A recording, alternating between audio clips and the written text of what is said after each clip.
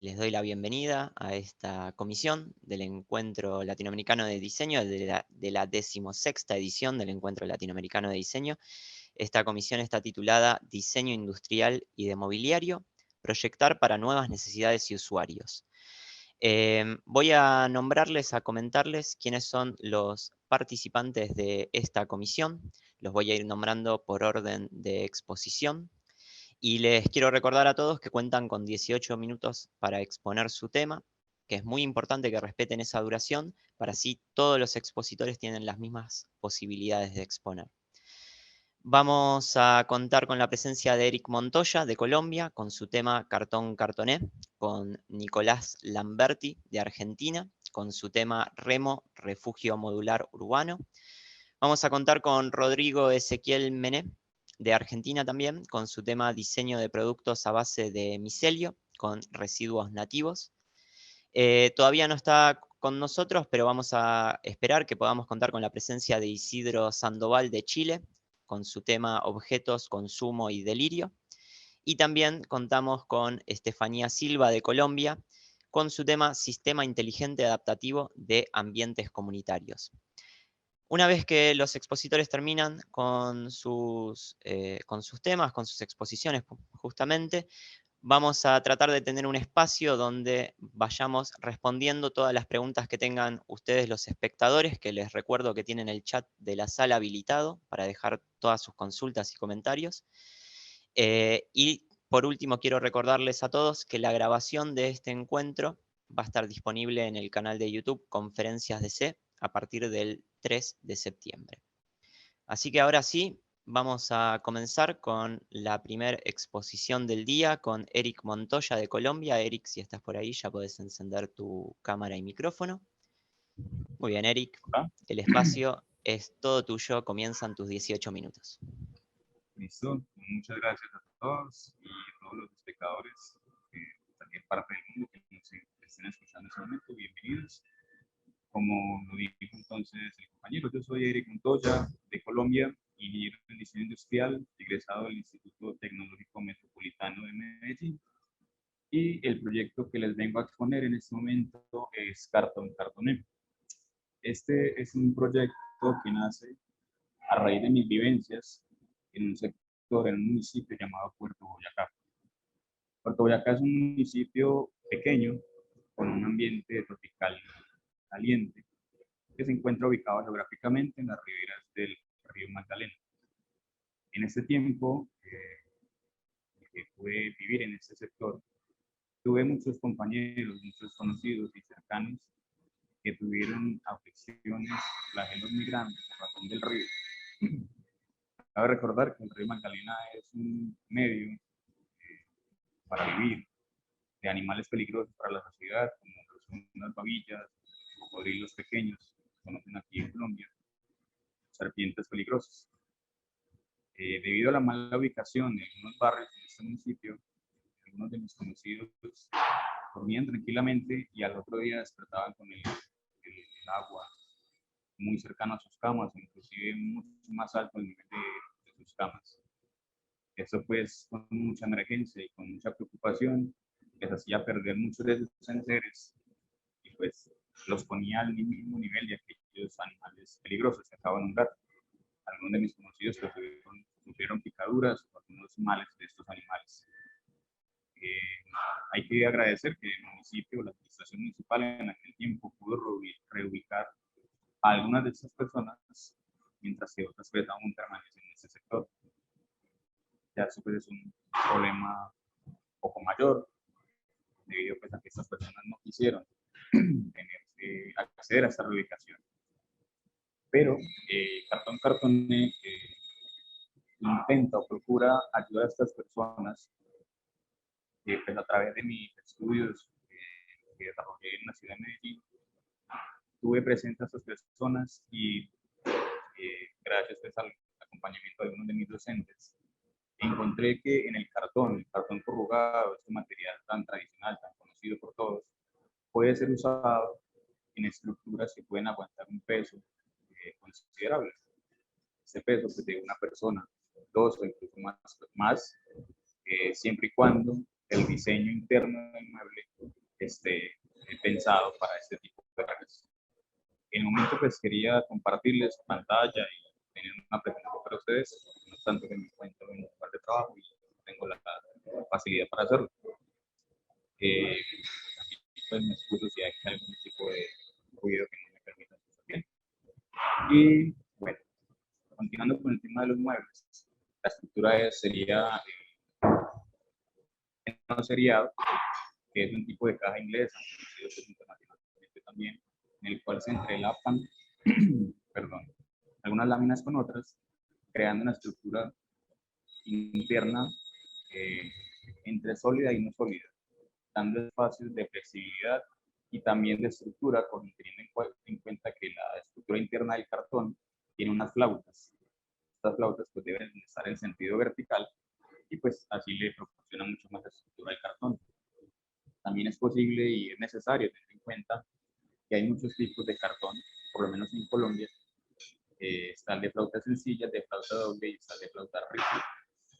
Cada uno de estos pues, permite una mayor estabilidad o mayor soporte en tema de las cargas. Y ya que el más tradicional, el más común, por lo menos en este sector de Puerto Boyacá, es el de flauta sencilla, este diseño se pensó con ese tipo de cartón. De la mano con la administración municipal en este tiempo, ofreció esta reubicación, pues se ofrecía también que con la misma casa que le otorgaba a las personas, pues que una vez estuviera amoblada completamente o parcialmente con este tipo de mobiliario. Esta iniciativa pues nunca se respondió a pesar de unas insistencias. Se ofrecía el subsidio completo por parte de la administración con ayudas pues, de gobernación o entes gubernamentales mayores o un subsidio parcial, teniendo en cuenta pues, que en el diseño,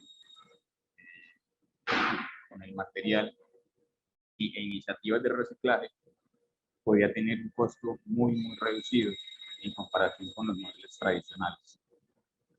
Si el Estado, la administración municipal podía subsidiar parcial o totalmente este tipo de mobiliario, pues esto le iba a facilitar demasiado a estas personas que habían perdido prácticamente todo en este tipo de inconvenientes del río. La estructura se pensó en varias formas, teniendo en cuenta la ergonomía de las personas, con los percentiles latinos y pues el peso promedio de las personas que vivimos en este sector. Hay diseños en este proyecto de camas, centros de mesa, centros de entretenimiento, nada de diseños exóticos o complejos, sino cosas sencillas que las personas pudieran usar temporalmente y que a la larga, en una fase 2 del proyecto, pudiese tener mucha más presentación formal y pues darle más opciones a las personas de acceder a estos tipos de diseños. También pues se pensó que el proyecto podía hacerse con una metodología proyectual y nuestro referente, el referente mayor que se tuvo es Frank Gehry, como un arquitecto internacional que también ha ofrecido diseños en cartón corrugado con una estructura sólida completamente o también en plano seriado. Para algunas preguntas que surgieron en el transcurso de este proyecto, era que en un ambiente doméstico el cartón, en temas de aseo o en la misma estructura de la casa, podía llenarse de humedad. Entonces, es posible hacer un impermeabilizante a base pues, natural con el extracto de la piña. Sin embargo, este es un proyecto pues, que se pensó en una segunda etapa y se planea continuar pues, para que el proyecto de cartón ya venga con la inclusión de la impermeabilización natural y pues en el momento puede ser impermeabilizado artificialmente con los productos ya creados, ya estandarizados en Colombia o internacionalmente. Hay que tener en cuenta también que Puerto Boyacá es un lugar que tiene aproximadamente 70.000 habitantes el día de hoy y que las crecientes inesperadas del río Magdalena son entre los meses de enero y abril. en este tiempo es muy, muy constante verlas crecientes y pues por temas políticos no se le ha dado un buen manejo. Son siempre la población quienes terminan siendo afectadas. Este y muchos otros proyectos pues se han querido participar para mejorar un poco esta situación. Y ya para terminar, este fue el proyecto Cartoné. Y bueno, muchas gracias a la Universidad de Palermo. También quería mencionar que en otras comisiones, en otros eventos, se mencionaba de que habían algunos acompañantes que podrían ser invidentes. Entonces, una recomendación para mis compañeros siguientes es mencionar cómo somos o quiénes somos, para que estas personas sepan quién es el que está aquí del otro lado de la cámara. Yo por lo menos pues, soy un hombre de cabello crespo, moreno, de tez morena, con lentes grandes y pues me encuentro con una camiseta blanca sencilla para que esas personas pues, sepan quién está detrás de la cámara. Nuevamente muchas gracias a la Universidad de Palermo y bueno, muy orgulloso de este proyecto y en esta otra ocasión sería.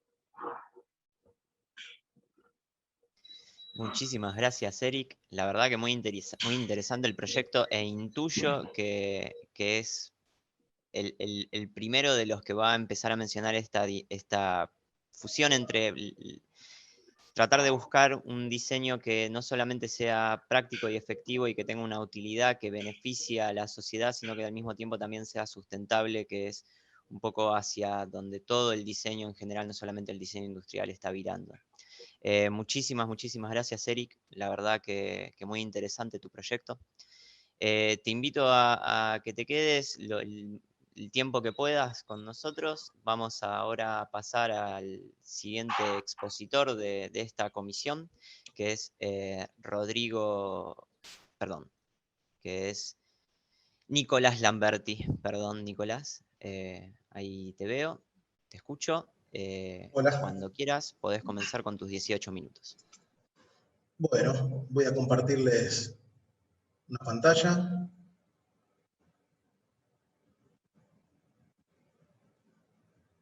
¿Ahí la ven? Ya estamos viendo tu presentación, sí. Bueno, buenas tardes, gracias por invitarme. Mi nombre es Nicolás Lamberti, soy diseñador industrial, licenciado en diseño industrial, recibido en la Universidad Nacional de Lanús. Soy argentino, vivo en Buenos Aires. Tengo 2 hijos, Sofía y Mateo, y trabajo de diseñador desde hace 15 o 16 años, bastante antes de empezar la carrera. Trabajo en el ámbito privado también, diseñando elementos de mobiliario urbano. En esta primera placa hay algunos de los productos que diseñé y que posiblemente puedan ver en el portfolio que también publicamos acá en el encuentro con el cual participé. Y teniendo en cuenta el panel en el que había tocado, les cuento un poquito más. Soy docente en la Universidad de Lanús también en las materias de taller de diseño industrial, prácticas preprofesionales y taller de tesis. Y la idea de las prácticas preprofesionales también es interesante sobre todo para los estudiantes actuales y activos en diseño industrial, que creo que es muy importante la vinculación del estudiante con la industria. Así que nada, tómenlo simplemente como un consejo de alguien que trabaja en la industria y que después decidió hacer académica la vocación, que tanto me sirvió también en la universidad. Por la temática del panel y cómo fue mi tesis, elegí presentarles REMO. REMO es un sistema de refugios modulares urbanos, es el diseño con el cual yo hice mi tesina de grado. Tiene algunas características, como su nombre lo indica, es modular. En esta primera placa vemos algunas configuraciones, ya voy a volver a esta, voy a pasar a la segunda para contarles un poquito por qué me parece que era pertinente la idea de compartir con ustedes este trabajo. Trabajando tanto tiempo diseñando mobiliario urbano para distintos clientes y comitentes públicos y privados, lo que me pasó y nos debe pasar a muchos de los diseñadores que trabajamos en el rubro del mobiliario urbano en este caso, que siempre el comitente termina siendo a la larga digo en primera instancia o en segunda instancia, el gobierno puede ser municipal, puede ser provincial, puede ser nacional. Que por lo general el diseño de elementos de mobiliario urbano está muy ligado a una temporalidad y a un momento y a una necesidad de mostrar avances, de golpes efectistas, digamos. Entonces lo que se busca es que sean muchas unidades del elemento que fuera, de los refugios podría ser uno, que tengan un impacto visual muy rápido para que eso sume a la campaña que esté realizando el comitente en ese caso, por lo general en épocas electorales, pero muy a desmedro en casi todos los casos, por lo menos en lo que a mí me tocó participar, de encontrar un producto de calidad, un producto con ciertos rasgos sustentables y un producto con una vida útil realmente que tenga una correlación con el esfuerzo que lleva fabricar este tipo de elementos de mobiliario. Entonces, como en mi caso particular y en mi tesina de grado no tenía ninguno de esos condicionantes, elegí diseñar un refugio diferente al que había diseñado durante muchos años en toda mi carrera profesional. Algunas de las características que me gustaría compartir, acá tenemos una pequeña, no sé si ustedes ven el puntero rojo, ¿lo ven? Ahí a la izquierda. Sí, sí se está viendo. Perfecto, gracias. Acá tenemos un pequeño despiece de cuáles son los módulos. Una de las características principales, como les comentaba, es la modularidad. Lo que nos pasa en el conurbano bonaerense, en la ciudad de Buenos Aires, y como debe pasar en las distintas grandes urbes de Latinoamérica y el mundo, cada emplazamiento donde uno tiene la necesidad de aplicar el mobiliario urbano, los refugios, tiene distintas necesidades. Entonces, no es lo mismo poner refugios en una avenida transitada donde el colectivo para cada 2 cuadras y lo que hace es transbordar pasajeros del barrio a la capital federal, por ejemplo, en el caso de la Argentina, que poner un refugio a la salida de una estación de transferencia de trenes. Entonces la idea de esto, voy a ir de una lámina a la otra, perdonen, pero como eran 3 láminas, me complica un poquito esto, pero vamos a ir de una a la otra. La idea es poder armarlo en relación a la necesidad que tengas en determinado emplazamiento. Entonces, si yo tengo una necesidad de mayor cantidad de flujo de pasajeros, puedo tener un refugio que sea un tándem, como el que ven acá abajo a la derecha, donde los pasajeros a cubierta van a ser muchos más que en un refugio doble y muchos más que en un refugio simple, como es este diseño. Por otro lado, el hecho de que sea modular permite configurar los distintos módulos, valga la redundancia, dependiendo de las necesidades del comitente. En este caso, los voy a detallar un poco para que vean cómo está compuesto el diseño madre, digamos, de Remo. Tenemos un módulo vidriado lateral, que es este que tenemos de este lado. La característica que van a compartir todos los módulos es que la estructura principal, la estructura portante del refugio, son perfiles abiertos, en este caso son perfiles U, los famosos UPN. En la Argentina, no sé cómo se llaman en el resto de Latinoamérica, pero perfil de hierro conformado en forma de U. Y lo que va a permitir eso es que las uniones del módulo de techo, que es un perfil en U perimetral, puedan trabarse con el resto de los módulos a través de, en este caso yo elegí bulonería antivandálica, porque la idea del refugio es que sea transportable de manera modular e instalable en el día. No requiera de plateas de hormigón, digamos, de amurarlo al hormigón, no requiera de soldadura. Después vamos a ver por qué, porque también estoy apuntando mucho a la vida útil del refugio. Entonces, la vinculación entre los módulos está pensada con bulones antivandálicos, que para el que no lo conozca o nunca haya tenido la oportunidad de usarlos, son bulones que se usan mucho en el mobiliario urbano. Son bulones que tienen una cabeza ciega de un lado, con B, semirredondeada, tienen un espárrago roscado, y del otro lado, la tuerca que va a presionar ambas piezas metálicas previamente perforadas, lo que hace es, tiene una tuerca de sacrificio, y cuando llega al torque máximo, esa tuerca de sacrificio se quiebra, dejando de ambos lados 2 cabezas redondeadas sin posibilidad de que eso sea desatornillado o desvinculado, porque siempre cuando uno diseña mobiliario urbano, lo primero que tiene en cuenta es la posibilidad de vandalismo. Entonces tenemos un refugio que se compone de un módulo lateral vidriado, que es para ofrecer resguardo del viento, de la lluvia y demás. Tenemos el módulo de techo. El módulo de techo es el que se va a repetir seriadamente en las diferentes configuraciones. Tenemos un módulo que tiene un cesto diferenciado, es un módulo similar al lateral vidriado, pero ya empiezan a aparecer algunas decisiones de diseño tendientes a generar por lo menos un producto que sea amigable con el medio ambiente.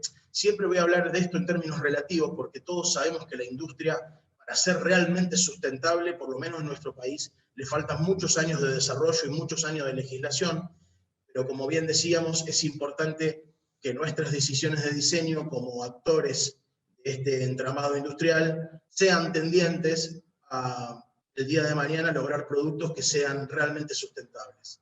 Esto va a depender, digamos, la recolección de residuos diferenciados va a depender de cada lugar donde esté emplazado, pero en principio por lo menos le damos la posibilidad al usuario, si tiene que descartar algún residuo, lo haga diferenciando, puede ser entre secos y húmedos, reciclables y no reciclables, eso va a depender de la legislación. Tenemos un módulo central, este módulo es el que va a tener toda la tecnología aplicada, es un módulo que tiene paneles solares en la parte superior, tiene baterías que acumulan la energía en la parte inferior, y eso le va a permitir tener iluminación LED de noche, y le va a permitir tener cargadores USB para dispositivos móviles, cualquiera fuera el dispositivo que use. Tenemos un paño informativo, en este paño se pueden poner las trazas de las líneas de colectivo que van a circular, o bien puede ser un paño meramente publicitario. Diseñé apoyos isquiáticos en lugar de bancos. Esto responde a una necesidad de inclusión. Los asientos, por lo general de los refugios, suelen tener una altura justamente de asiento, y lo que hace es que las personas mayores o personas con algún tipo de imposibilidad o digamos, a una persona que le cueste incorporarse, justamente sea un trabajo levantarse de ese banco. En este caso el apoyo isquiático se está usando mucho en diferentes aplicaciones de mobiliario urbano. Es un elemento que te permite estar descansando en una posición semiparado, entonces incorporarte es mucho más simple. Y por último, la innovación incremental más importante, según mi consideración de este trabajo, es la incorporación de un jardín vertical en la espalda de los paños. Esta incorporación no es caprichosa, digamos, estuve investigando bastante sobre la incorporación de elementos vegetales dentro de mobiliario, y descubrí en esta investigación para mi trabajo de tesis un proyecto que se llama Vía Verde, que es de la Ciudad de México, que si pueden después vayan a verlo porque es muy interesante. Lo que se propusieron en el Distrito Federal, un grupo de arquitectos, fue revestir 1000 columnas, la vía rápida, la autopista del Distrito Federal, la más importante, revistieron 1000 columnas con 60.000 metros cuadrados de jardines vegetales, jardines verticales. Esto tiene varios impactos positivos. En el caso de Remo puntualmente, no me quiero poner técnico en cuanto a lo químico, más o menos 1 metro cuadrado de jardín vertical por año elimina 2,5 kilos de dióxido de carbono. La verdad es que para sacar una cuenta de qué impacto real tiene, tendríamos que hacer un informe químico muy, muy extenso, que no es el caso ni es el momento. Pero sí, también desde lo simbólico, el hecho de estar esperando un colectivo, que es una de las herramientas de mayor polución en la vía pública, al mismo tiempo que los autos, porque en la Argentina y en casi toda Latinoamérica los autos siguen siendo a combustión, me parecía que era una manera de aportar, justamente como les decía, no solo de manera concreta, sino de manera simbólica, una herramienta que contrarreste esta polución, entonces el pasajero, mientras que está esperando el colectivo, se sienta en un ambiente un poco más saludable. Elegí la opción de, digamos, del acabado superficial de todos los elementos estructurales de Remo, que fuera galvanizado por inmersión. Es una tecnología que se utiliza mucho para un montón de elementos de mobiliario urbano, pero que por algún motivo los refugios y los bancos y otro montón de muebles que están muy expuestos a la intemperie, todavía, por lo menos en la Argentina, no están galvanizados por inmersión. Me parece que si nosotros tratamos de entender cuáles son los beneficios del galvanizado versus la pintura en polvo o termoconvertible, que es la que predomina los acabados superficiales del mobiliario urbano, tenemos primero, y lo más fundamental para mí, una vida útil que la puede cuadruplicar. Entonces, si yo sé que galvanizándolo en caliente tengo un refugio que en lugar de 4 años lo voy a poder tener 16 años sin hacerle mantenimiento, por supuesto mantenimiento obvio porque esto va a estar vandalizado, pero que por lo menos la corrosión no va a generar un problema importante estructural, que es lo que vemos en muchos de los refugios actuales. Y encima el costo relativo es menor, la vida útil es mayor, genera mayor protección, genera mayor película, tiene mucha más resistencia mecánica, me parecía que la opción galvanizado en caliente, perfiles abiertos, donde todas las caras metálicas que estén expuestas a la corrosión van a estar tratadas, era una solución que aportaba mayor sustentabilidad también a Remo. De esta manera es un poco todo el proyecto, y lo elegí por esto, porque quería un poco contar cómo a veces hay que abstraerse de la necesidad del comitente, o intentar no siempre pensar en que un producto sea vendible, que un producto se fabrique rápido, que tenga un impacto visual lindo, que genere determinados beneficios traslativos, sino también en pensar en diseñar productos que sean honestos, que sean amigables con el medio ambiente, en entender que dentro de lo que estamos diseñando estamos no solamente teniendo injerencia en la vida de las personas, sino tratando de mejorárselas, aunque sea un poquito. En el caso de Remo, creo que por lo menos el pasajero, que si en algún momento esto se convierte en un proyecto real, porque por ahora es solo un trabajo, si en algún momento algún pasajero espera el colectivo adentro de Remo, la experiencia va a ser mejor a la que tiene hoy en los refugios actuales. Les agradezco mucho haberme invitado. Esta es una fotito de la maqueta que hice para la tesis, tan grande en escala, que realmente era complicado de mostrar de otra forma, pero bueno, espero que les haya interesado. Gracias. Muchísimas gracias, Nicolás. La verdad que creo que hablo en nombre de todos los usuarios habituales de colectivos y frecuentadores de paradas de colectivos cuando digo que ansío que podamos ver tu proyecto en la calle pronto. Muy interesante, la verdad que un enfoque muy original. Nada, te felicito y te deseo el mayor de los éxitos con este proyecto. Les recuerdo a todos los espectadores, que ahí veo que están llegando mensajes de felicitaciones por la excelente idea. Les recuerdo que tienen el chat habilitado para dejar todas sus consultas y comentarios. E invito tanto a vos, Nicolás, como a Eric, que Eric creo que ya nos dejó la comisión. Te invito a que dejes tus redes de contacto para que todos puedan informarse y seguirte para tener más datos sobre este proyecto. Así que muchísimas gracias, Nicolás. Te invito a quedarte para la segunda ronda después de preguntas. Vamos a continuar con Rodrigo Ezequiel Mené. Rodrigo, si estás por ahí. Perfecto. Acá estoy. Muy bien, Rodrigo, tenés tus 18 minutos cuando quieras. Bueno, me presento brevemente. Soy diseñador industrial, egresado de la Universidad Nacional de La Plata. Tengo un máster de transporte realizado en Domus Academy en Italia en 2013-2014 y actualmente me desempeño como jefe de trabajos prácticos a cargo y miembro de la Comisión de Diseño de la Universidad Nacional del Sudeste. A la vez estoy realizando un doctorado en Artes, en la Facultad de Artes de la Universidad Nacional de La Plata, que es lo que un poco les vengo a comentar en este trabajo. Primero les voy a comentar brevemente un poco lo que es el marco teórico que sustenta la investigación, y después hay una pequeña presentación visual de algunos conceptos.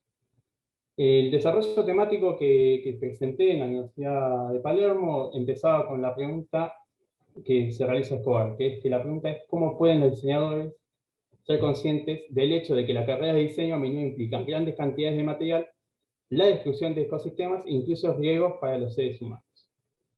En función de esta cita, planteo una crítica y una contribución al cambio de paradigma de la economía lineal a una economía circular, y también considerando alternativas en lo que son las formas y los modos de producción. Teniendo en base también lo expresado por Gilbert Simondon, que escribió en su libro sobre la técnica, que el objeto que se produce de manera industrial, lo que está enmarcado dentro de la producción industrial, genera un alejamiento de lo que es productor y usuario, es decir, que hasta que el objeto es inmerso o es adquirido por un usuario o un consumidor, hay un momento en que el productor no está a cargo de ese objeto y se empieza a producir una especie de desarraigo, es decir, no tiene una autojustificación el objeto hasta que no es adquirido. Esto no pasa tanto no pasa directamente en lo que es la producción artesanal o semi-artesanal. Entonces, al no tener una autojustificación, el objeto lo que pasa a hacer es que empieza a ser virtualizado en su condición de venalidad, es decir, en su condición económica. Esta objetualidad generalmente está asociada a lo que son mensajes, sobre todo dependientes de una economía que está inmersa todo lo que es la mercancía, es decir, empieza a dar signos de estatus social y no en realidad objetiviza el producto, sino lo objetualiza, es decir, no tiene sentido en sí el producto, sino cómo lo toma como mensaje el usuario o el consumidor dentro de una economía global. En función de esto, y adhiriendo a la postura que tiene Mario Perniola, podemos definir que el diseño industrial está empezando a mutar de un diseño industrial a un diseño semiótico. Es decir, los diseñadores industriales muchas veces, sobre todo en grandes industrias, empezamos a ser productores de objetos signos y no de objetos símbolos. Es decir, que el objeto símbolo, el último, es alguien que media con la realidad, que realmente está supliendo una necesidad y que está enmarcado dentro de un contexto en la sociedad. En cambio, un objeto signo es un objeto que es arbitrario y es consumido en su diferencia en cuanto no a que resuelve una necesidad, sino en su diferencia es que yo me autopercibo diferente o yo presento un cierto estatus social. Se puede ver tranquilamente en objetos de lo que son línea blanca. Hoy en día una cafetera de cápsulas, un lavarropas o un teléfono celular representan exactamente lo mismo, es decir, un estatus social o una última, si se quiere, tecnología que no sería tal. Con esto se empieza a producir lo que manifiesta Colombia, que es una chatarra, se empieza a colonizar a la sociedad con chatarras que anulan totalmente el universo simbólico. Entonces, lo que pasa hoy en día es que el diseñador, generalmente, y se escucha muchísimo en la concepción general, que el diseñador pasa a ser algo de un diseñador objeto estético, es decir, de la dimensión sensible, de la forma bella, pero no un diseñador de objetos artísticos. ¿Y a qué me refiero con objetos artísticos? Me refiero a artístico en la búsqueda de un sentido y de una apertura dentro del espacio en el que se inserta ese objeto. También rompiendo un poco en la división o la dicotomía, sobre todo de las sociedades occidentales y modernas, que es arte y diseño. Es decir, aparte de la función que cumple, el objeto tendría que representar ciertos valores simbólicos y que el sujeto que lo perciba se identifique con tal objeto. Esto en una producción a gran escala y consumiendo como estamos consumiendo es muy difícil de realizar, es decir, yo consumo un objeto, lo descarto y no genero un vínculo con ese objeto. Es decir, como también dice Raymond Bodey, no se transforma en cosa, es decir, la cosa es algo que yo tengo una cierta carga emocional simbólica aparte de suplir una necesidad.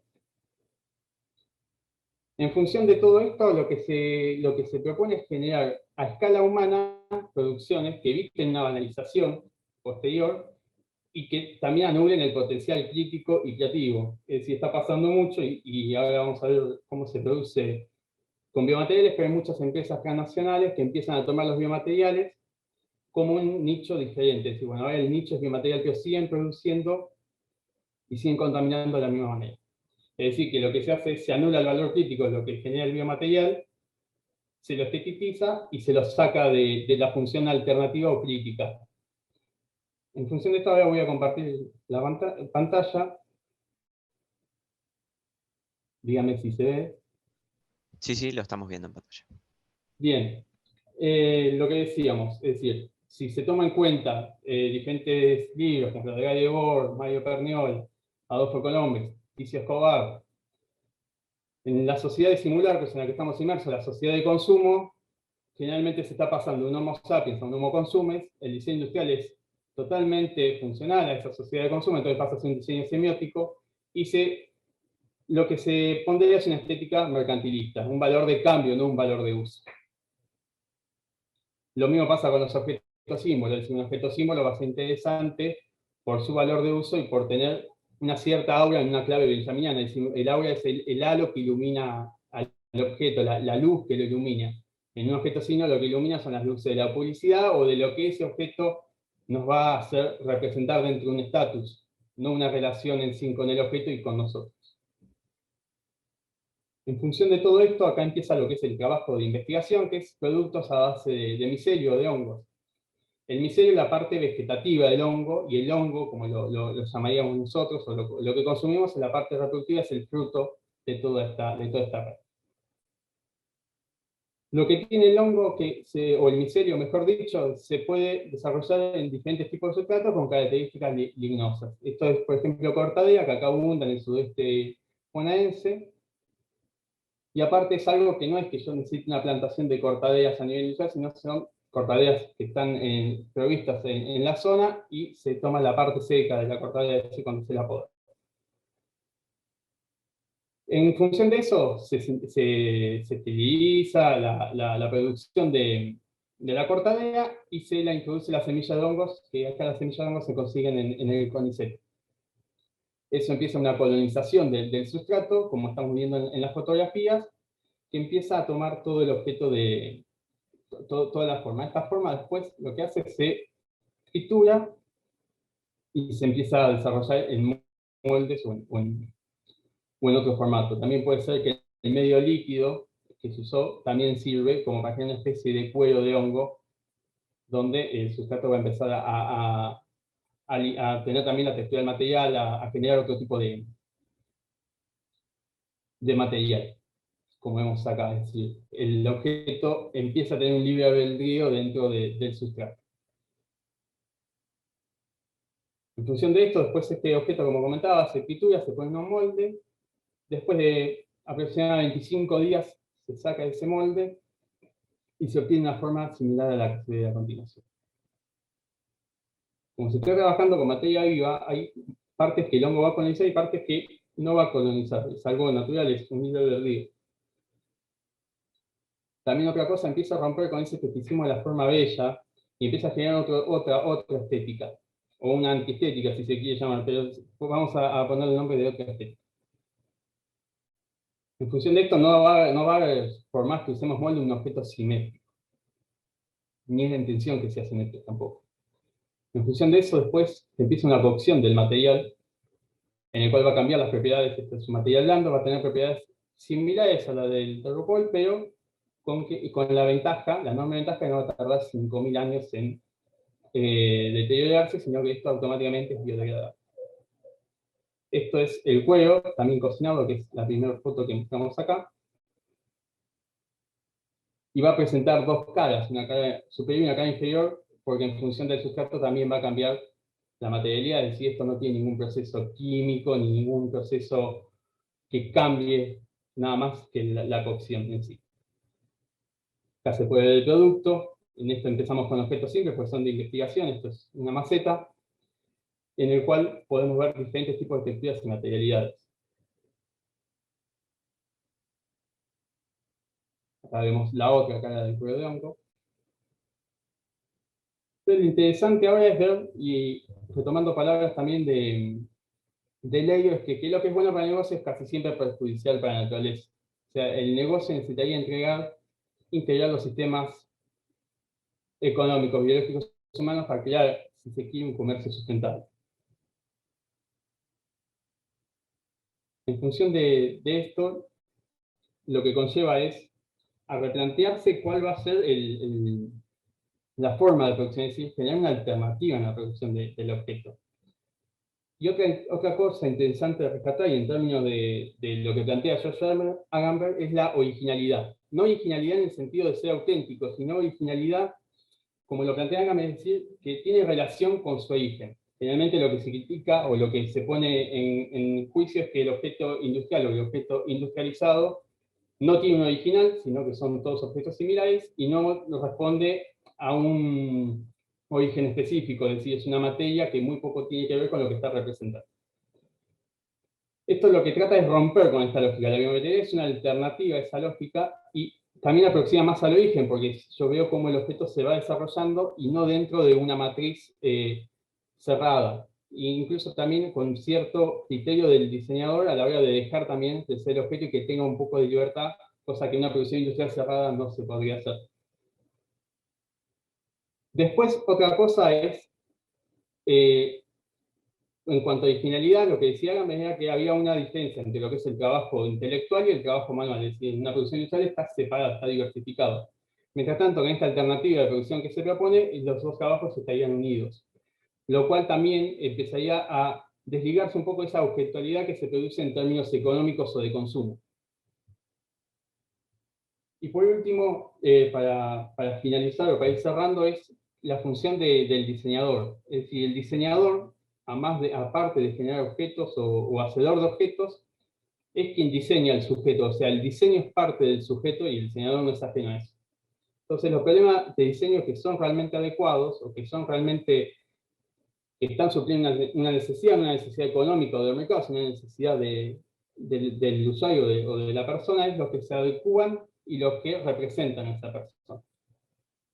Y por último, quería decir que es importante también destacar cómo las tecnologías, que son supuestamente objetivas, son también una gran herramienta para abordar problemas de diseño. Es decir, o pueden estar accionadas en un mercado, o como también pueden hacer una diferencia y empezar a imponer de vuelta valores simbólicos, no imponer, sino desarrollar valores simbólicos y poéticos que hoy en día se está perdiendo. Bueno, muchísimas gracias. Muchísimas gracias. Perdón, vamos a acomodar la cámara. Muchísimas gracias, Rodrigo. Muy interesante el proyecto, la resignificación desde la obtención de la materia prima, del significado del objeto. La verdad que muy interesante, muy bueno tu proyecto. Te invito a que compartas tus redes de contacto, así todos aquellos que estén interesados se pueden seguir no solamente contactando con vos, sino informándose sobre tu proyecto. Y les aprovecho este momento para recordarles a todos los espectadores que van a encontrar materiales relacionados a las ponencias de cada uno de los expositores en el sitio web del Encuentro Latinoamericano de Diseño, www.palermo.edu/encuentro. Ahí van a poder encontrar más información sobre cada uno de estos proyectos. Así que ahora vamos a continuar con nuestro siguiente expositor. Vamos a convocar a Estefanía Silva de Colombia. Estefanía, ¿estás por ahí? Sí, hola. Hola, Estefanía. Bueno, te dejo con nuestro público. Tus 18 minutos comienzan ahora. Vale, gracias. Bueno, hola a todos. Yo soy Estefanía Silva, soy diseñadora industrial de la Universidad ICESI en Colombia.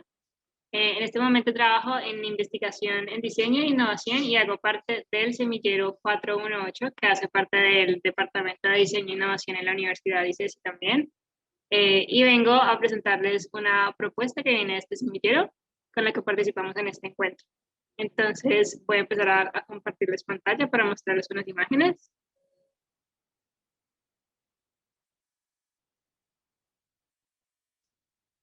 Ahí.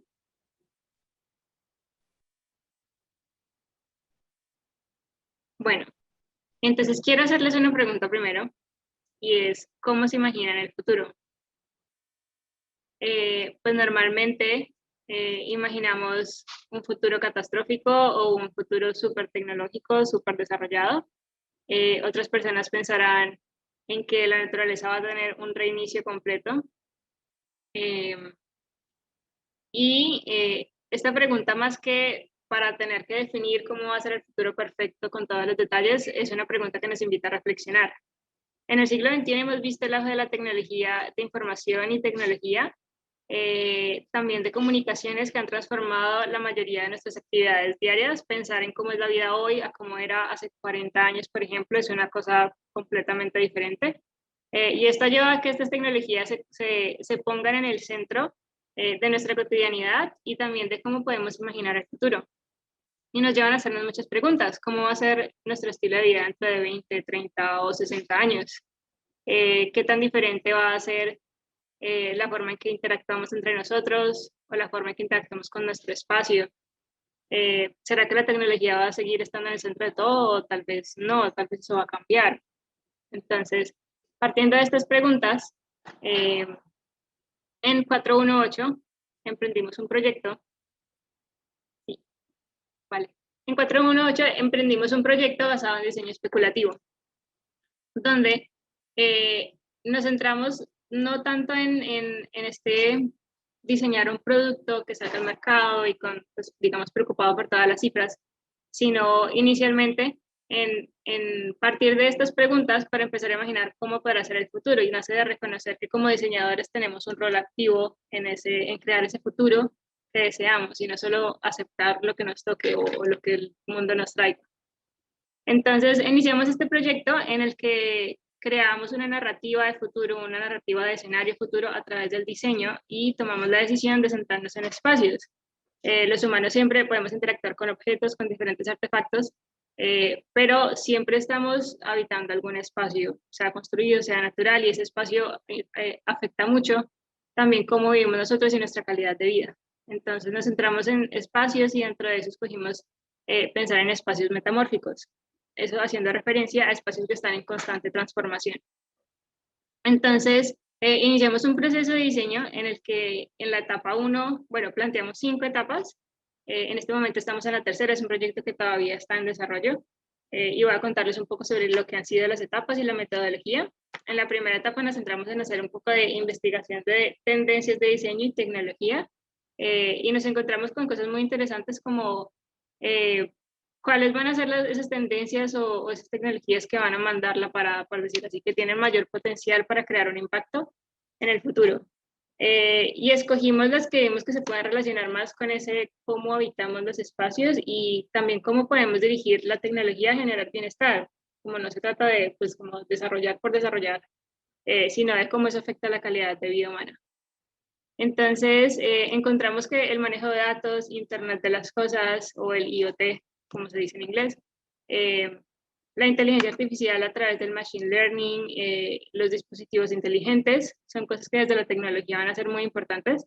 La personalización a partir de datos, pero también que con esta, digamos, con diversas crisis que hemos vivido después de ver la transformación que trajo a nuestra vida el atravesar una pandemia, algo que también toma mucha importancia es el autocuidado y el buscar espacios y prácticas de bienestar hacia nuestra propia vida y hacia la vida social. Entonces aquí pasamos a mirar cómo todas estas tendencias y estos elementos los podemos dirigir a crear un ambiente que pueda buscar esa transformación hacia generar bienestar humano, y también que funcione desde la inteligencia artificial y estas tecnologías en servicio del bienestar. Entonces pasamos a la segunda etapa, que es donde empezamos a plantear ya, a imaginarnos cómo va a ser ese escenario futuro. Y entonces hicimos unos ejercicios de especulación a través de una herramienta que se llama Conos de Futuros, donde empezamos desde un punto de partida, dijimos 2061, imaginémonos que estamos dentro de 40 años, cómo van a ser esos espacios que habitamos, cómo va a ser el contexto en el que estamos. Y aquí les muestro un poco sobre lo que han sido las herramientas. Hicimos un ejercicio en el que planteamos desde ese punto que nos imaginamos los espacios metamórficos, qué consecuencias positivas y negativas podrían haber de ahí, qué elementos puede pasar, cómo puede responder el comportamiento de las personas. Y pasamos a clasificar eso en el cono de futuro, que se divide entre futuros posibles, imposibles, plausibles y probables. Y con todo esto llegamos a esta definición de caracterizar el contexto en el que vamos a hacer nuestra propuesta. En este momento estamos en la tercera etapa, que es cuando pasamos a darle forma a esa propuesta y estamos tomando muchos elementos que identificamos. Hicimos un estado del arte partiendo de la ficción, películas, historias de ficción que adaptamos como estado del arte para ese escenario del 2061. También hemos hecho revisión documental, donde partimos no solo de investigación académica o pues científica, sino de analizar los eventos que están sucediendo a nuestro alrededor, eventos como pues, naturales o desastres, o desarrollos tecnológicos que impulsan nuestro desarrollo y nuestras formas de vida, transforman cómo vivimos el día a día. Y estamos dirigiéndonos hacia una propuesta de un sistema de espacios inteligentes pues, metamórficos que van a transformarse. Con el uso del Machine Learning, en esto de manejo de datos encontramos que el Machine Learning nos permitiría crear algoritmos predictivos, y a lo que se refiere es que el sistema pueda aprender de un conjunto de datos, datos de las personas, datos del contexto, para poder crear patrones, y eso le permite como tomar decisiones de forma más autónoma. En este proceso empezamos a aprender sobre esto, era algo que no conocíamos anteriormente, empezamos a aprender sobre Python y sobre cómo podemos crear modelos y árboles de decisión, de información, para empezar a prototipar este sistema. Pues cabe aclarar que el prototipo en este momento no será algo 100% funcional, es más un prototipo que le da forma a esa narrativa y nos permite también materializar un poco la propuesta de espacio. Y ya para ir cerrando, pues tenemos proyectado durante los siguientes meses de este año pasar a la etapa 4 y 5, que ya será pasar a una etapa formal de esa propuesta de espacio, es empezar a darle forma, a caracterizarla ya con aspectos más materiales. Y también, pues ya para cerrar un poco, algo clave a destacar es que en este proceso trabajar desde el diseño especulativo nos ha permitido tener más libertad en la exploración, en la experimentación, en trabajar no solo desde algo como el diseño como algo creativo, sino reflexivo, y ser más críticos frente a lo que diseñamos y a lo que estamos aportando, y cómo tomamos un rol activo al crear ese futuro que deseamos. Y eso es todo. Voy a dejar de compartir la pantalla. Muy Listo. bien, muchísimas gracias, Estefanía. Muchas Muy bueno gracias. tu proyecto. El futuro es hoy, hay que empezar a construirlo desde ahora. Así es. Me parece súper original la propuesta que trajiste hoy. Por favor, deja tus redes de contacto para que todos podamos seguirte y conocer un poco más de cómo vas avanzando con este proyecto. La verdad que muy bueno, felicitaciones. Vale, muchas gracias. No, por favor, gracias a vos. Vamos a continuar con el siguiente expositor de esta comisión, con Isidro Sandoval de Chile. Isidro, ¿estás por ahí? Sí, ahí se me escucha bien. Se te escucha perfecto y se te ve Ya. perfecto, Isidro. Ok. Muy bien, te dejo con nuestro público. Te recuerdo que tenés 18 minutos para exponer, arrancando desde ahora. Ok, perfecto. Bien, buenas tardes. Bueno, primero que nada, por supuesto, agradecer la posibilidad que da la Universidad de Palermo de poder participar y compartir con quienes nos acompañan algunas reflexiones en torno a algunos conceptos que están relacionados con una línea de estudio que he estado desarrollando en estos últimos años. Bien, antes que nada me presento. Mi nombre es Isidro Sandoval, soy diseñador gráfico con mención en publicidad de la Universidad del Biobío y magíster en filosofía de la Universidad de Concepción aquí en Chile, ¿ya? Trabajo en forma independiente del año 2010 aproximadamente y he ejercido la docencia en diseño en diversas instituciones y actualmente lo hago en INACAP, sede Talcahuano, Concepción, en la 8ª región en el área de diseño gráfico. Voy a tratar en algunos minutos de intentar describir algunas perspectivas sobre mi línea de tesis de magíster en filosofía, que aborda algunos conceptos claves como los objetos y el consumo, y voy a tratar de intentar hacer una conexión con un término filosófico que María Zambrano, una filósofa española, denominaba delirio. Así que voy a compartir pantalla para ver un par de láminas. Me avisan, por favor, si se ve bien. Ya estamos viendo tu pantalla, Isidro. Ya, perfecto. Voy a ver acá. Aquí un problema de... Sí, ahí sí. Ahí estamos. Bien, muy bien, gracias. Bueno, antes que todo es importante señalar que la transformación de las sociedades agrícolas en economías urbanas e industriales traen como consecuencia la creación de los mercados, la concentración de la mano de obra, la producción en masa de objetos y servicios y sobre todo el consumo. Según el filósofo Gilles Lipovetsky, habría una evolución en la sociedad de consumo capitalista, una fase de democratización del deseo, una fase de abundancia y un capitalismo de la emoción. Hay algunos intelectuales que ya hoy día incluso están hablando del capitalismo moral o ético, ¿ya? O capitalismo de la ética. En todo caso, antes habría que hacer una distinción previa que Santiago Alvarico hace, previa al capitalismo, y él clasifica las cosas, los objetos, en cosas de comer, que podría ser el alimento, ¿no es cierto?, cosas de usar, las herramientas, cosas de mirar, dignas de observar, o las maravillas, como puede ser una obra de arte, una catedral, y de una u otra manera lo que pasa hoy día en el ámbito del capitalismo un poquito más contemporáneo, ¿no es cierto?, que hoy todo es susceptible de ser comido, por así decirlo, desde una manzana, un zapato, un niño. Somos seres que consumimos energía, consumimos tiempo, consumimos objetos, consumimos subjetividades, etc.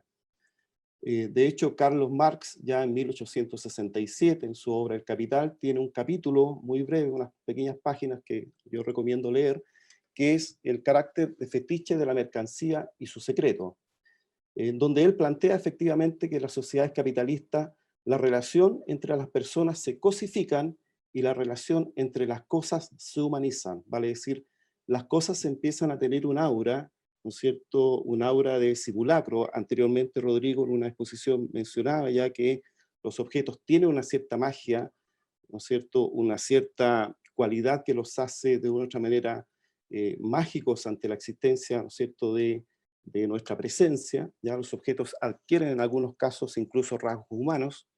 De hecho, Marx plantea que el fetichismo de la mercancía es de alguna manera una continuación de otras formas de fetichismo social, por ejemplo, el fetichismo religioso. Walter Benjamin también habla un poco de esta cosa del capitalismo como una religión, ¿ya? Y en ese sentido, los objetos de alguna manera, Jeff Koons, por ejemplo, según Byung-Chul Han, un filósofo coreano-alemán, habla precisamente de esto de la religión de lo pulido, donde los objetos tienen una absoluta superficie que no admite ninguna rugosidad. Todo es plano, todo es pulido, todo es perfecto, ¿ya? Por lo tanto, no admite la negatividad de la rugosidad, de lo imperfecto. Eso uno lo puede ver incluso a veces en los estereotipos de belleza, ¿no es cierto?, donde ya prácticamente las manchas no existen, las personas no pueden tener arrugas, ya no se puede tener acné.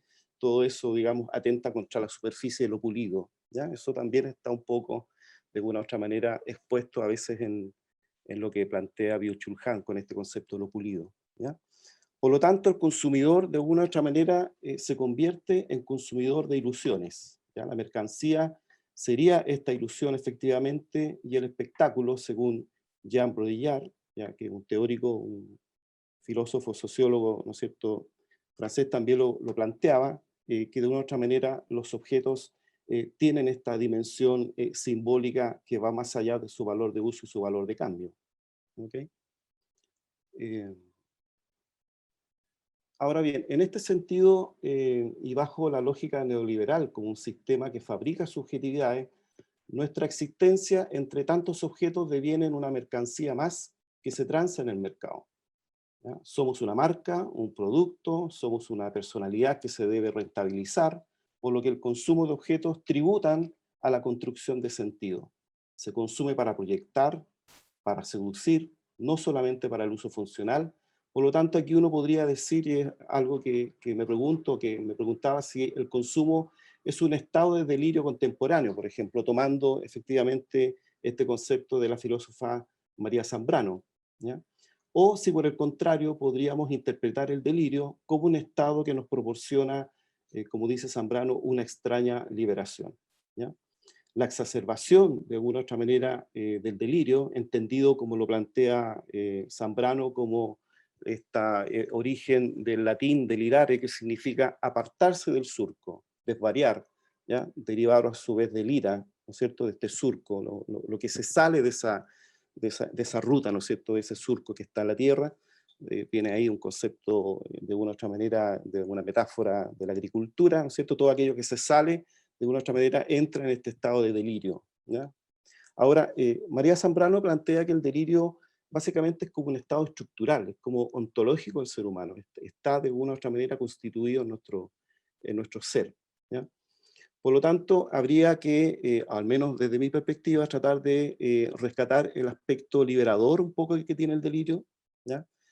Ahora, el delirio también tiene una versión, de alguna u otra manera, patológica, ¿ya? El personaje, por ejemplo, de la película Psicópata Americano sería un ejemplo de un delirio en su dimensión patológica narcisista, que a pesar de colmar todos sus deseos con innumerables objetos, expresa un sentimiento de vacío existencial, ¿no es cierto?, que lo lleva a sentir que su vida es una mentira, vive detrás de una máscara, de un personaje, ¿ya? Este concepto también de máscara lo trata María Zambrano, bueno, otros como Jung también habla, ¿no es cierto?, del concepto de la máscara.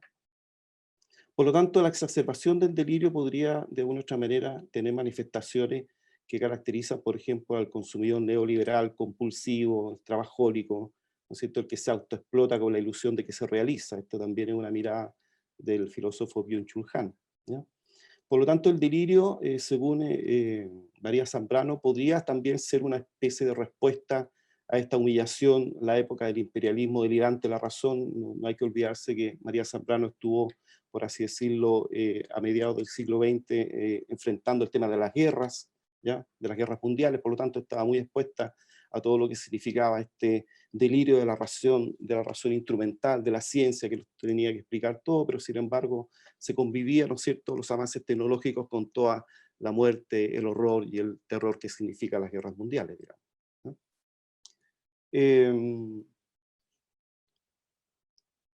Ahora bien, para salir de estos ciertos automatismos, ¿ya?, que de una u otra manera plantea o una especie de falsa conciencia que algunos filósofos, por ejemplo, como Pierre Hadot, plantea algunos ejercicios espirituales, entendido como la búsqueda de un cambio de visión del mundo, una metamorfosis de la personalidad, lo que se denomina el cuidado de sí, que a diferencia de Foucault, ¿ya?, que plantea un cuidado de sí como una preocupación directa del yo, ¿ya?, hacerse una obra de arte, Hadot tiene una mirada un poquito más amplia, porque para él el cuidado de sí pasa por el cosmos, pasa por la polis y pasa por el individuo. Ya tiene una mirada mucho más amplia e inclusiva que la de Foucault, y de hecho ellos tuvieron un poco esta polémica, ellos fueron contemporáneos. De hecho Foucault invita a Pierre Hadot a hacer clases a l'École de France, por lo tanto ellos se conocían y tenían esta diferencia, digamos.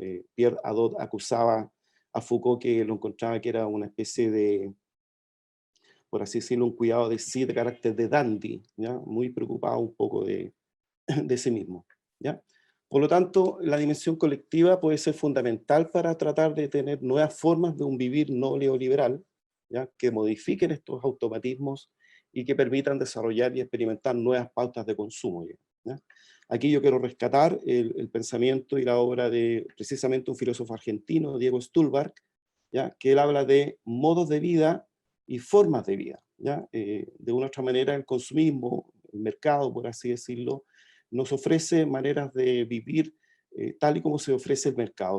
Están listas para el consumo, por así decirlo, ¿ya? Son, según Stulbarg, estrategias de estandarización, ¿ya? Y en contrario a eso, lo que se propone es de alguna manera tener formas de vida, ¿ya? Como cuestionamiento de automatismos y de las linealidades, y tratar de recuperar la pregunta sobre qué cosas vivir, ¿ya?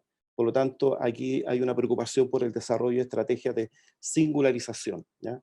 No se trata de criticar, digamos, ni entrar en juicios de valor con respecto a si el consumo es bueno, es malo, digamos, ¿ya? De hecho, plantea Diego Stulbarg también que no hay consumos reprochables. Lo que hay es quizá una incapacidad nuestra de crear escenas de consumo que pudieran ser más interesantes, más consistentes, que impliquen, digamos, otra infraestructura de carácter popular, que implique otra relación, por ejemplo, con el humor, con la imaginación, esta entendida como potencia de crear y expresar lo inexistente, ¿ya?, no como insumo de una creatividad utilitaria y que funciona al mercado, digamos, ¿ya? Así que desde esa perspectiva,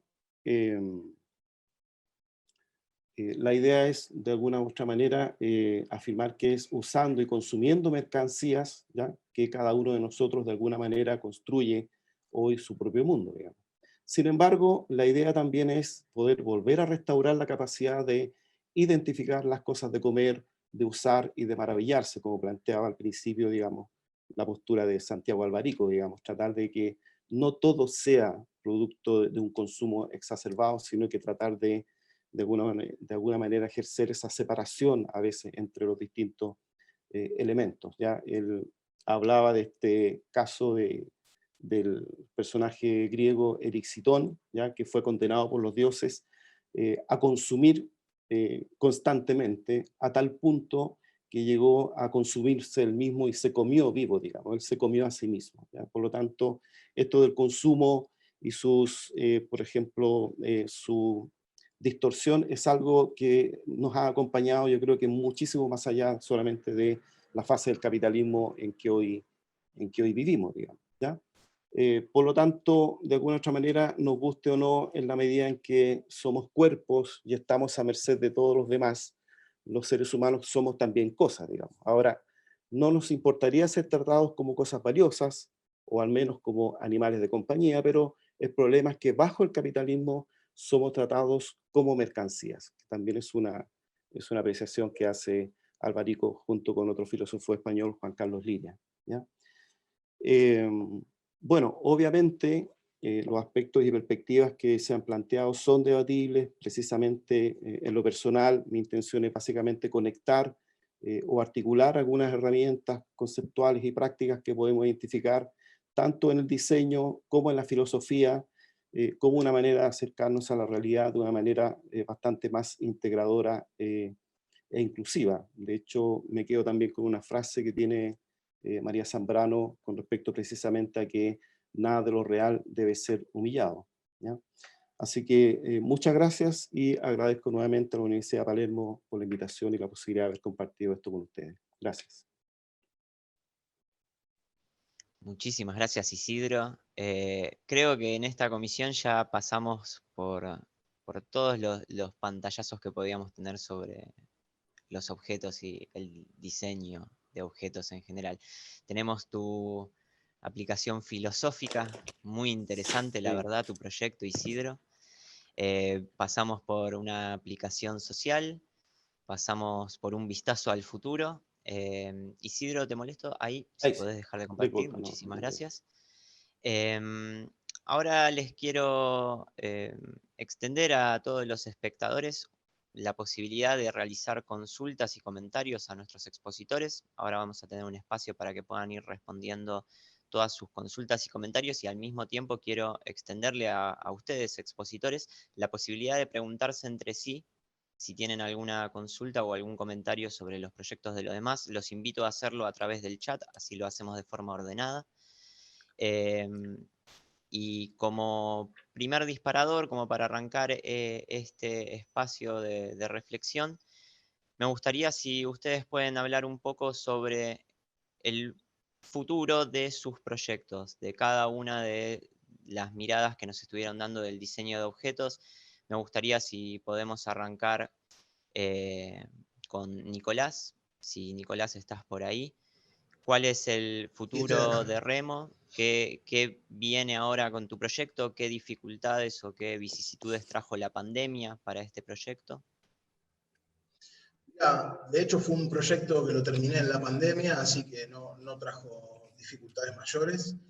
Al ser un proyecto de escala por ahí un poco grande en términos industriales, requiere de una inversión inicial fuerte, pero por otro lado, para que realmente sea llevado a la práctica, requiere de voluntad, en términos económicos, de voluntad del sector público. Así que por ahora mi proyecto y mi voluntad es mostrarlo, ir mostrándolo, hasta que en algún momento a alguien le interese lo suficiente como para que se convierta en realidad. Digamos, la factibilidad está comprobada. Hay que encontrar ahora quién realmente tenga esta voluntad de aplicarlo. Por todo lo que les comenté durante la exposición,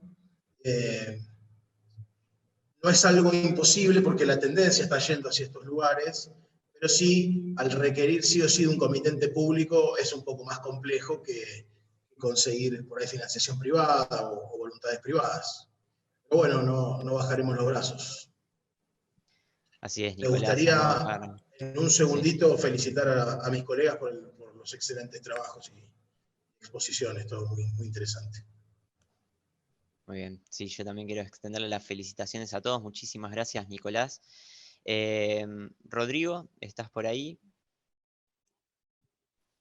Para acá que nos está. cuentes un poco cómo vas a continuar, qué es lo próximo en este proyecto que tenés de esta resignificación de los objetos y de las materias primas. Bien, al tratarse de una tesis doctoral y bueno, tener un cierre, la tesis de lo que va es de impresión 3D también, o sea que va a haber aspectos reflexivos en cuanto a lo que es la estética, la funcionalidad y lo técnico-productivo. Es interesante vincular la biomaterialidad con la técnica, a ver cuáles son los objetos que van a tomar forma y sobre todo también, y es algo que es fundamental en el proyecto, es la postura disidente. Es decir, que esto no sea apropiado y que después lo que se haga, como se planteado de vuelta, se está haciendo en muchos lugares, es que se hace una investigación en biomateriales, después esos biomateriales se apropian y se ponen como un nicho más de otro objeto más a consumir, sino que se entienda cuál es la reflexión de eso. Y está bueno combinarlo con una técnica flexible o una técnica abierta, como es una impresión 3D, de la cual vamos a tener que fabricar también la máquina, o sea que siempre va a haber vamos a estar inmersos en el proyecto, no es que se manda a pedir o no se entiende cómo funciona, y en función de eso trabajar siempre en una escala humana. La idea no es desarrollar la misma escala que ya venimos conociendo, porque como bien plantearon también los demás colegas, hay unas consecuencias bastante importantes y que no son convenientes para la relación nuestra con el ecosistema y como sociedad tampoco. Y extiendo también las felicitaciones y gracias por el espacio. Muchísimas gracias, Rodrigo. Estefanía, ¿estás por ahí? Estefanía, vos ya, todo tu proyecto es sobre el futuro, es una mirada distante de cómo podrías la tecnología y combinarse con el diseño de los espacios, de estos ambientes comunitarios que vos mencionabas. ¿Cuál es el siguiente paso en tu proyecto? Bueno, ahora lo que estamos haciendo es pasar a la etapa de prototipado. Entonces, hemos aprendido herramientas sobre Machine Learning, entonces estamos pasando a modelos de datos predictivos. Hay algo curioso y es que podemos tomar, digamos, el camino de tomar pues, datos y modelos predictivos desde los datos de las personas o desde el contexto. Vamos a empezar por uno de esos caminos y vamos haciéndolo complejo a medida que pues que vamos avanzando en el proyecto. En el prototipado, algo interesante también es que es un proyecto muy escalable porque tiene muchos campos de aplicación. Una de las aplicaciones principales que pensamos es en el área de la salud, eh, en condicionar los espacios al mejoramiento pues, de la condición de un paciente. Pero también lo pensamos en cuanto a vivienda. Entonces, es algo que puede ir cambiando, digamos, como se condiciona a la tecnología, al desarrollo tecnológico, en 10 años se podrá ver de una manera, en 20 de otra, en 40 de otra. Y seguimos así, seguimos hacia el prototipado y creación de los modelos de información. Impecable, Estefanía. Muchísimas gracias. Felicitaciones por el proyecto. Gracias. Isidro, ¿qué depara el futuro en tu investigación? Muy interesante tu Sí, óptica y tu perspectiva. La verdad que felicitaciones por el sí. pantallazo en este breve tiempo que nos hiciste de tu proyecto. Sí, muy amable. En realidad, mira, me interesaría mucho seguir profundizando o tratar de articular dos disciplinas que a mí en lo personal me fascinan. Evidentemente yo he practicado y he ejercido el diseño casi más de 30 años, pero sin embargo igual he tenido la posibilidad y me gusta mucho compatibilizarlo con otras fuentes de conocimiento. Me gusta mucho la filosofía. De hecho, cuando alguien me preguntaba por qué un diseñador quiere hacer un magíster en filosofía, en realidad era como un pequeño pájaro raro, pero creo que tiene muchísimos puntos en común, más de lo que se piensa. Yo creo que efectivamente desde la filosofía podríamos encontrar herramientas teóricas, prácticas, perspectivas bastante interesantes. De hecho, si uno indaga un poco en algunos filósofos contemporáneos del siglo pasado, por ejemplo, Heidegger, Walter Benjamin, Deleuze, Foucault, hay una serie de pensadores que de otra manera también tuvieron contacto con el diseño. Hay uno que yo rescato que se llama Wilhelm Flusser, tiene uno de los pocos libros que se llama Filosofía del Diseño. Y yo creo que ahí hay un material muy interesante, muy atractivo. Yo invito a los colegas, muchas veces yo sé que la filosofía suena un un poquito árido, denso, profundo, a veces como demasiado existencialista, pero que creo que desde la perspectiva del diseño y con algunos principios de la filosofía, creo que podríamos perfectamente expandir o abordar otras áreas del conocimiento en donde el diseño perfectamente puede hacer un aporte muy importante. Por ejemplo, hablaban del diseño especulativo. Bueno, ¿qué más especulativo que la filosofía? Que pensar un mundo diferente, nuevo, algo que no existe todavía. Y sobre todo porque el tema del consumo creo que es un ítem que creo que vale la pena indagar en él para generar nuevas pautas de consumo, porque yo creo que la vida del planeta, la sobrevivencia de nuestra especie, yo creo que está en peligro, digamos, si seguimos con patrones de consumo con los que actualmente las grandes potencias incluso se están desarrollando. Entonces creo que ahí hay un análisis interesante que se puede hacer desde esta conexión que se puede hacer desde el diseño y algunos puntos, reflexiones desde la filosofía. Así que hay filósofos que se preocuparon del diseño, que vieron el diseño como una herramienta interesante y que es parte que tiene que ver con la construcción del mundo material en que vivimos, digamos. Estamos rodeados de objetos, nos definimos por los objetos, muchas veces los objetos nos dan sentido, su historia, tenemos una vinculación afectiva a veces con los objetos más de lo que uno piensa. Por lo tanto, desde esa perspectiva me interesó este tema. Bueno, y me encontré con María Zambrano, que tenía este concepto del delirio que creo que también me gustaría profundizarlo un poquitito más. Así que a lo mejor va por ahí quizás el desarrollo de algunas temáticas. Pero sobre todo el tema de cómo encontrar nuevas formas y pautas de consumo para poder a lo mejor trascender las lógicas que hoy día existen, digamos, de un consumo demasiado exacerbado, por así decirlo. Te felicito, Isidro, la verdad, una mirada muy original, muy, muy rica, es muy atractiva esta noción que vos tenés de Gracias. mezclar la filosofía con el diseño. La verdad que felicitaciones por este proyecto. Lo tenemos a Eric en la sala, que ahora, Eric, te vamos a volver a otorgar los permisos para que puedas hacer un cierre acá con nosotros. Esperamos un segundito que ahí ya te los van a otorgar. Mientras tanto, les voy extendiendo. Ahí está Eric. Hola, Eric. Ya podés encender cámara y micrófono. Hola, Gabriel. Ya de pronto en el momento en que estoy no me permiten activar la cámara, pero sí me gustaría como hacer el aporte último, como lo venían haciendo los compañeros. Sí, Y por es que favor. pues cartón, afuera de pensarse en lugares como Puerto Boyacá, es totalmente aplicable a cualquier sitio geográfico en situaciones pues similares, ¿no? No solo en Colombia, sino en cualquier parte del mundo. Inclusive no solo situaciones similares, sino podría contribuir un poco a eso de un consumismo sano, de tanto desperdicio que tienen los mismos muebles o el mobiliario en general, y empezar a adquirir mobiliario en ese material completamente reciclable y sostenible. La verdad que gracias, Eric, por tu tiempo y por estar acá con nosotros. La verdad que en esta comisión el eje central es resignificar la mirada y todo, la mirada, los métodos de producción, los métodos de uso de los objetos cotidianos, de repensar cómo nosotros estamos contribuyendo a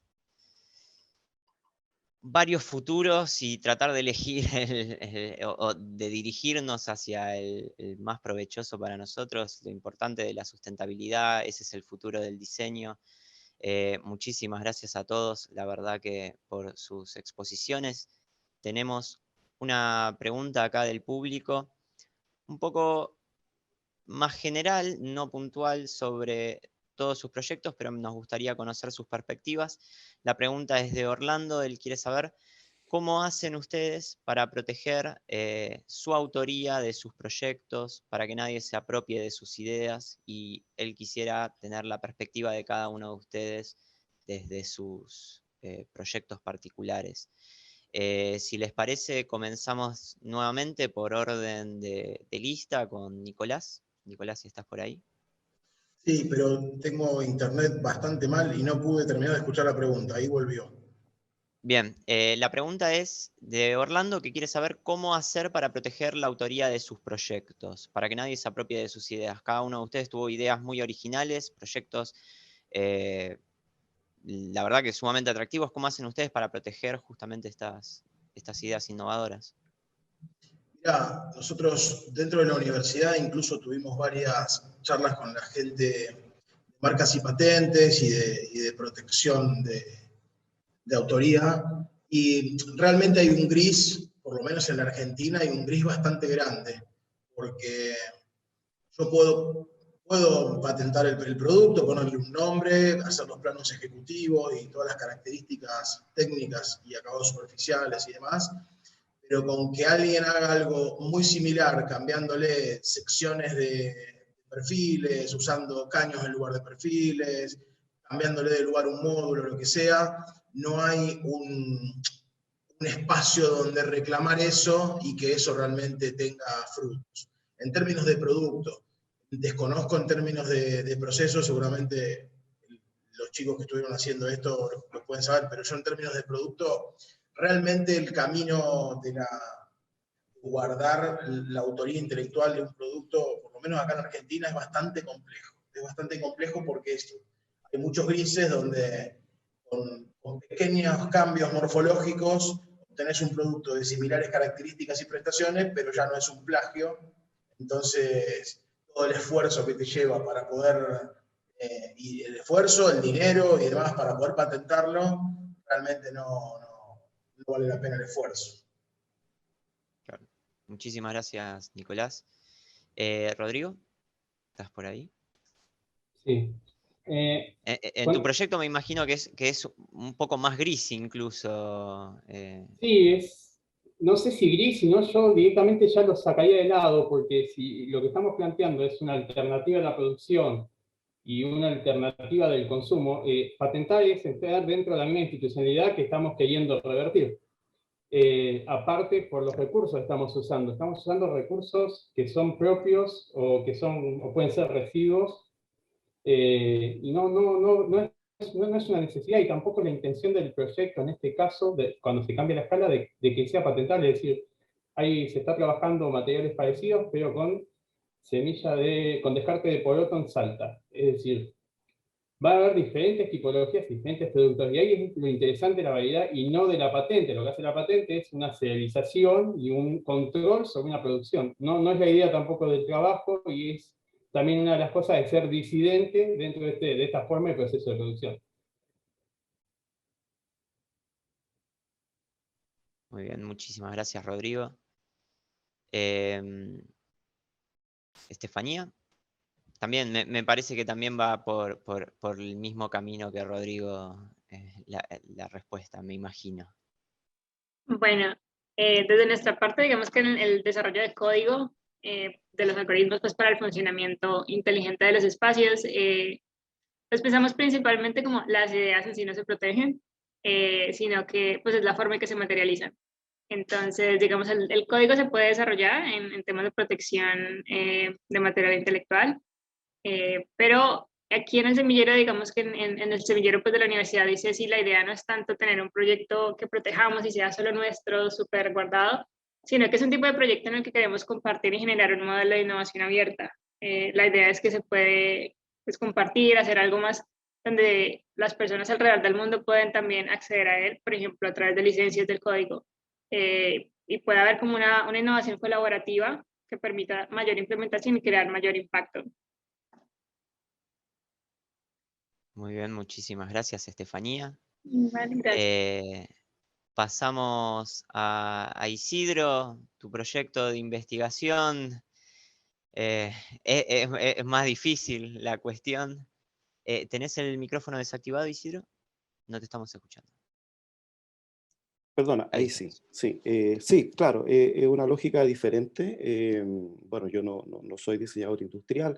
Evidentemente que en ese ámbito todo lo que tenga que ver seguramente con propiedad intelectual tiene otros carriles, digamos, otros otras concepciones, por así decirlo. Yo, en lo personal, y creo que parece que lo dijo Rodrigo por ahí, estoy en la idea precisamente de que hay dimensiones que tienen que revisarse y quizás sobre todo también el concepto de lo que es la propiedad hoy día.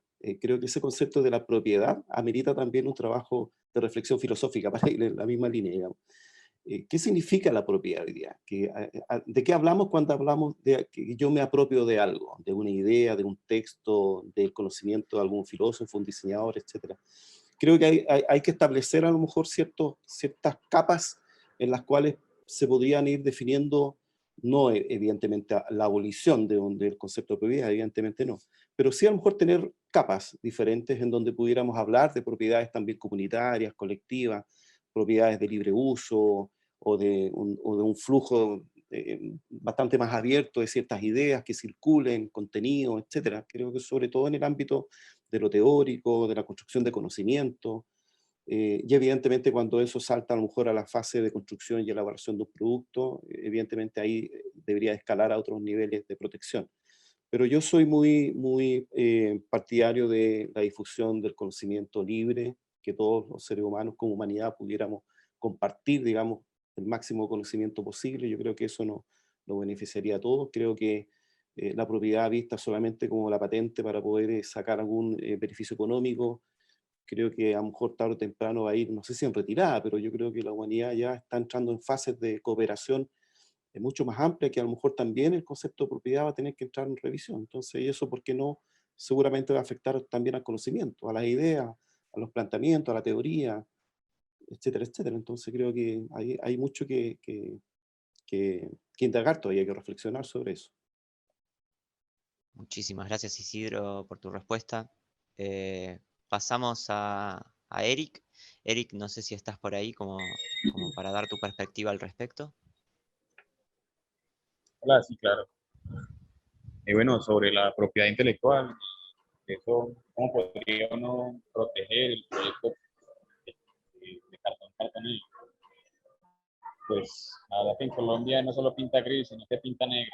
Ese tema es delicado, es muy sensible acá, el tema de las patentes y más que todo con la asesoría jurídica. Entonces, hay lo que, en respuesta pues al usuario que hizo la pregunta, proyectos como Cartón Cartoné tendrían que tener un apoyo pues, jurídico, por lo menos de mi campo no cuento con el conocimiento suficiente para poder empezar un proceso de patentes, pero tengo entendido que también es un proyecto muy conocido, que este tipo de estructuras con cartón corrugado no es algo en el mundo. Sin embargo, de pronto la usabilidad que uno le está dando podría ser de pronto un factor importante. Entonces ahí es donde uno tiene que recurrir a la asesoría jurídica, porque son esos pequeños detalles los que lo cubren a uno. Muy bien, muchísimas gracias, Eric.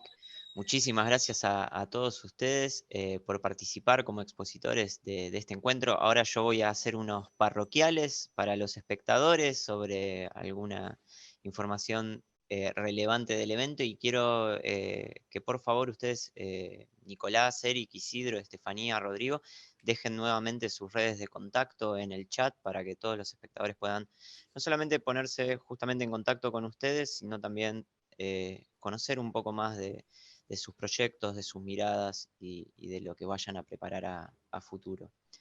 Así que para todos los espectadores les recuerdo que estamos grabando todas estas comisiones del Encuentro Latinoamericano de Diseño y que las vamos a hacer disponibles desde el día 3 de septiembre en el canal de YouTube Conferencias DC y también en el sitio web del Encuentro Latinoamericano de Diseño, donde también les recuerdo que van a encontrar más contenidos relacionados a los proyectos que se estuvieron exponiendo hoy en esta comisión.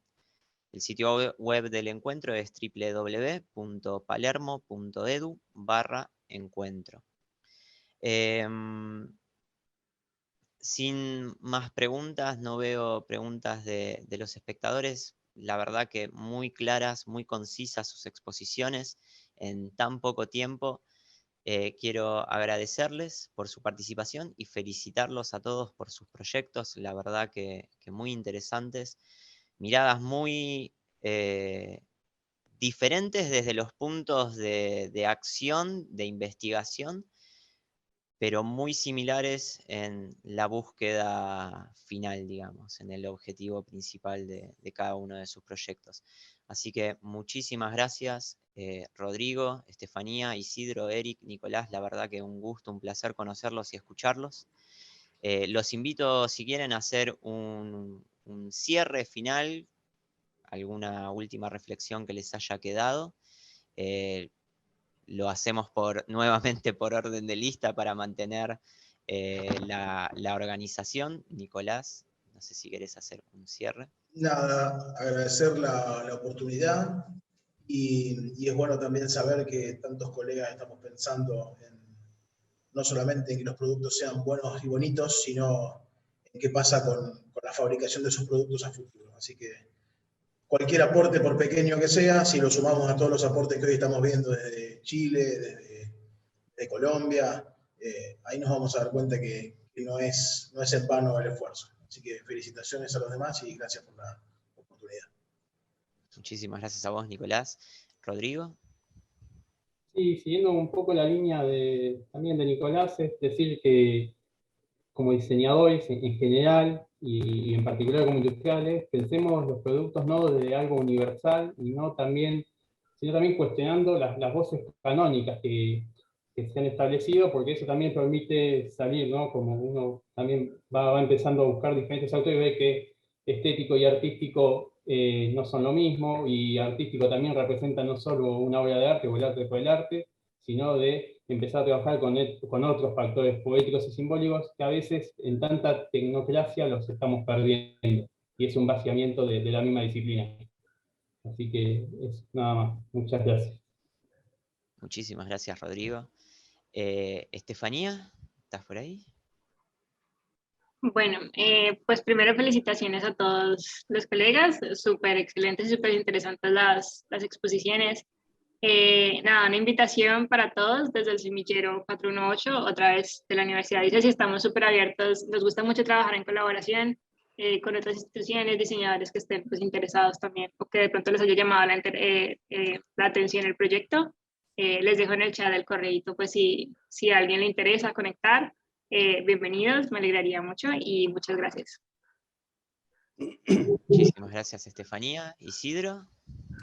Bien, ¿no? Yo feliz de poder haber participado de esto, de conocer a colegas, a profesionales que están también desarrollando ideas innovadoras. Yo creo que tenemos la fortuna, quienes hemos estado y somos diseñadores, de ejercer, yo creo que una de las carreras más bellas que existe. Yo creo que en ese sentido es una posibilidad de poder precisamente ejercer reflexión y, por qué no, también desarrollar y estimular la imaginación. ¿Qué más hermoso que eso? Yo me quedo con esa unión, insisto, entre diseño y filosofía. Son dos disciplinas que me gustan mucho.